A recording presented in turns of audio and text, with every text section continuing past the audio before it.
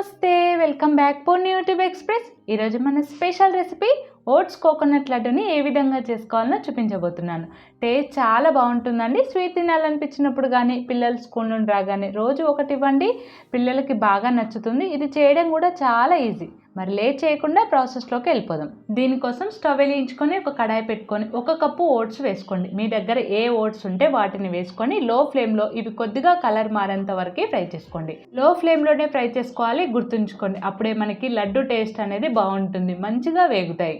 ఇలా కొద్దిగా కలర్ మారిన తర్వాత స్టవ్ ఆఫ్ చేసుకొని పూర్తిగా చల్లారిన తర్వాత మిక్సీ జార్లోకి తీసుకొని కోర్సుగా మిక్సీ పట్టుకోండి. 3 పల్స్లలో మిక్సీ పట్టుకోండి, సరిపోతుంది. చూడండి, ఈ విధంగా కోర్సుగా మిక్సీ పట్టుకోండి. అప్పుడే మనం లడ్డు తింటున్నప్పుడు చాలా బాగుంటుంది.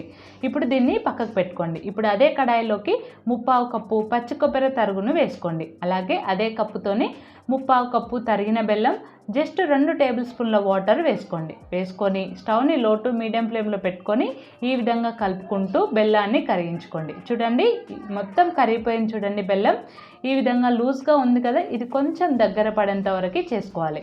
ఈ కన్సిస్టెన్సీ వచ్చిన తర్వాత ఇప్పుడు ఇందులోకి మనం ఆల్రెడీ మిక్సీ పట్టుకున్న ఓట్స్ని వేసుకోండి. అలాగే ఇందులోకి 1/2 టీ స్పూన్ యాలకుల పొడి, 1 టేబుల్ స్పూన్ నెయ్యిని వేసుకోండి. నెయ్యి ఇష్టం లేని వాళ్ళు నెయ్యిని స్కిప్ చేయండి. ఇప్పుడు నెయ్యి కూడా వేసుకున్న తర్వాత ఇప్పుడు అంతా కలుపుకొని స్టవ్ని మీడియం ఫ్లేమ్లో పెట్టుకొని ఈ విధంగా బాగా కలుపుకోండి.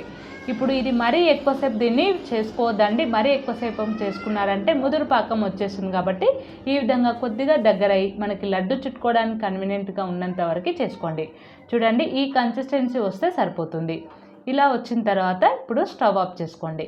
స్టవ్ ఆఫ్ చేసుకొని దీన్ని గోరువెచ్చగా అయ్యేంత వరకు పక్కకు పెట్టుకోండి. ఇది గోరువెచ్చగా అయిన తర్వాత చేతికి ఆయిల్ కానీ నెయ్యి కానీ అప్లై చేసుకొని కొద్ది కొద్దిగా తీసుకొని లడ్డూలాగా చుట్టుకోండి. ఇది మరీ చల్లారేంత వరకు దీన్ని పక్కకు పెట్టొద్దండి. చల్లారిన తర్వాత లడ్డూలు చుట్టుకోవడం రాదు కాబట్టి గోరువెచ్చగా ఉన్నప్పుడే లడ్డూలాగా చుట్టుకోండి. మీకు కనుక గట్టిగా అయిందనిపిస్తే లడ్డూలు చుట్టడం రాకపోతే మరికొద్దిసేపు దాన్ని వేడి చేసి అప్పుడు లడ్డూలాగా చుట్టుకున్నారంటే మన ఓట్స్ కోకోనట్ లడ్డు రెడీ అయిపోయింది. చాలా చాలా టేస్టీగా ఉంటుందండి. చేయడం కూడా చాలా ఈజీ. చాలా తక్కువ ఇంగ్రీడియంట్స్తో హెల్తీగా టేస్టీగా చేసి పెట్టచ్చు. పిల్లలకి రోజు ఒకటి ఇవ్వండి. మీకు స్వీట్ తినాలనిపించినప్పుడు కూడా ఈ విధంగా చేసుకొని తినండి, చాలా బాగుంటుంది. మరి ఈ వీడియో మీకు నచ్చిందా? నచ్చితే లైక్ చేయండి, షేర్ చేయండి.